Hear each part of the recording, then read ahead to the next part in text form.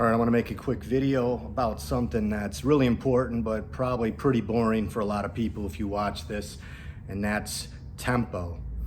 Tempo is basically the speed in which you execute a movement, particularly movements in the gym with weights. We're not talking about movements where you're outside, say running or something like that. Tempo wouldn't have anything to do with that. So pretty much this is all about weights for the most part. So since it's boring, let me start off with something that might make it a little bit more interesting, and I'll tell you where I first heard about tempo. For me, was around 1995 of November. I was in the Marine Corps and I was walking through the PX at Camp Lejeune, and I went into a supplement store that had magazines, and there was this magazine I'd never seen before called Muscle Media 2000. So I opened it up and it was pretty much about training athletes. All the magazines prior to that were all just bodybuilding magazines. So this magazine was the first thing I've ever seen where it was about athletes and extremely unique.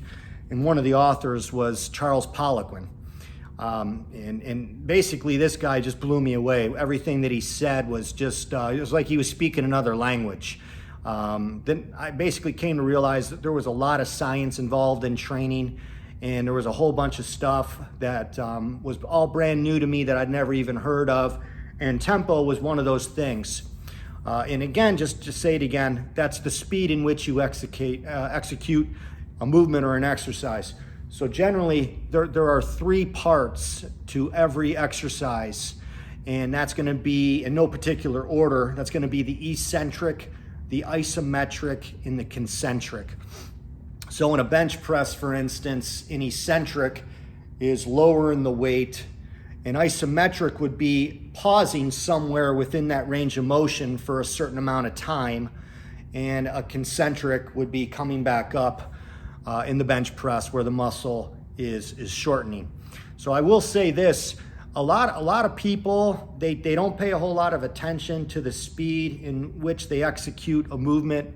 And that's a big problem for a couple reasons. First, if you're always doing the same exact speed because you have no focus in regard to what that speed is, if you just basically do everything the same, then everything is the same. So you really can't have a whole lot of variation in regards to the speed because you're doing everything at the same speed. And when you change the emphasis and how you execute the movement with those three, the eccentric, the isometric, and the concentric, it's going to have a different effect slightly, whether that's going to be longer time under tension or where there's an emphasis placed on one of those three. And the guy that I like a lot that really places an emphasis on this is Cal Dietz. And he wrote a book called Triphasic Training. And in that book, he didn't do anything in regards to, he didn't create a tempo or anything like that, or he didn't create the three parts. Those have been around for since the beginning, even though maybe people weren't talking about them, they're always there. So he didn't create it. But what he does is he puts an emphasis on each three parts. So maybe there'll be some training sessions. I believe he does 2 sessions a week. I could be wrong, for 2 weeks, where he focuses on a eccentric. Then after that, he'll focus on an isometric, and then he'll focus on a concentric. And this is what I do a lot. I've been doing this for a few years with a lot of my clients and some of my athletes. Some of my athletes, the concentric focus though, I do more jumps. I like to focus on jumps. And you really can't have much of a focus on concentrics anyway, unless maybe you're throwing medicine balls or maybe you're pushing sleds or something like that. And I'm sure there's people that do that for a concentric focus day. But let me continue though with when I heard about tempo with Charles Poliquin. So apparently there's this strength coach in Australia named Ian King who started talking about tempo first, and he used 3 numbers to dictate the tempo. And then Charles Poliquin, he made it better, at least he thought, and he created into 4 numbers. And this is what I used for years to write programs. I used Charles Poliquin's way with the 4 numbers because he had a huge influence on me. I even worked at the Poliquin Performance Center in Northfield, Illinois, when it first opened. I was the first employee, actually.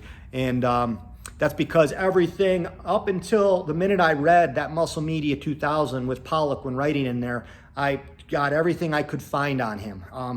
Every article, I used to even walk to the library when I got out of the Marine Corps and go onto his website and just print everything off, 3-hole punch it, put it in binders. I had everything.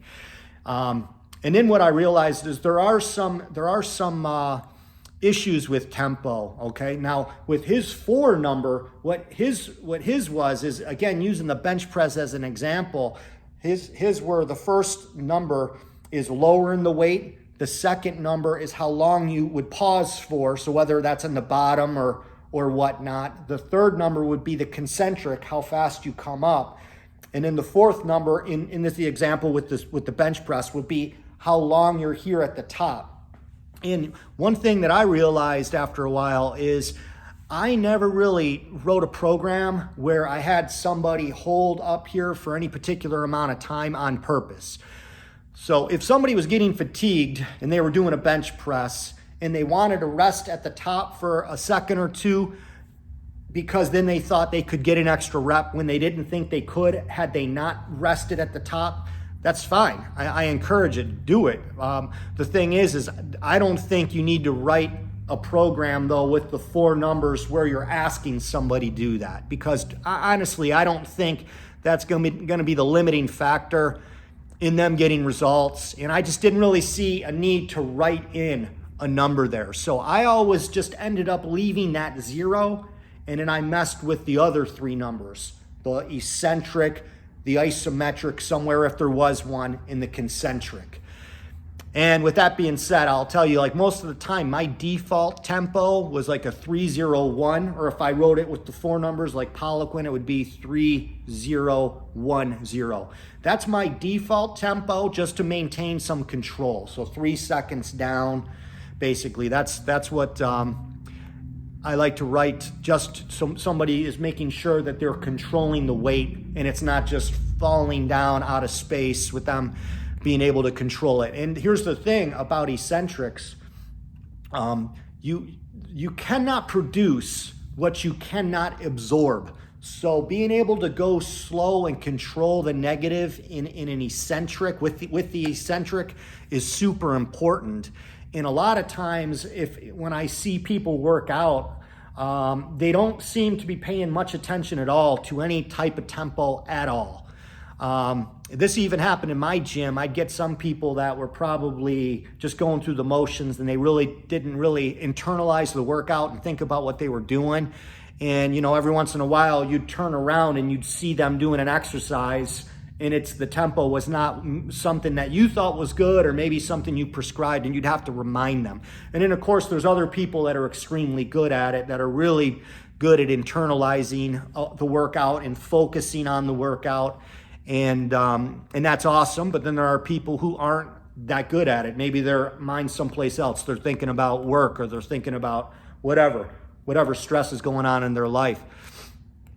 So I wrote with the Charles Poliquin 4 numbers for a very long time. And then I realized that a lot of certifications, whether it's like the NSCA, I believe, uses 3 numbers, and a lot of these other coaches I would find on the internet, whether it's on YouTube or maybe they have a website, or maybe they wrote a program, or I read a book or whatever. A lot of people, they just use the 3 numbers, including Cal Dietz. Actually, just one more thing. I just realized this when I turned this off, so I'm turning it back on. The isometric part of the range of motion. One issue with the isometric portion is you don't necessarily know from a 3-digit or a 4-digit where that pause is. So you can have a pause in many different places that are going to have somewhat of a different effect, whether you're overcoming an eccentric or you're trying to basically, come down and pause, or if you're trying to, or you should call that a yielding eccentric. You're yielding as you come down eccentrically, or if you're trying to overcome basically to generate some force with a concentric. So that's what I would always call that, a yielding isometric or a overcoming isometric. Or sometimes you might even be doing isometrics where you're just pushing against an immovable object. And with that being said, actually, I'm gonna put on at the end of this 2 videos where I'm gonna show one eccentric that I like a lot is a super maximal eccentric with hooks, with eccentric hooks, God, I can't remember. There's 2 names that these things go by. Again, I'm forgetting some of this stuff. And then I'll put in another video where I'm having 2 people do an isometric where you're pushing against an immovable object, but before you do the push, you're actually doing like a really short range of motion until you get to the push, and that's called an isometronic. I guess it's kind of a combination between an isometric and a regular exercise. So I'll put that in the end. Maybe that'll make the video a little bit more entertaining as well. All right, so that's it.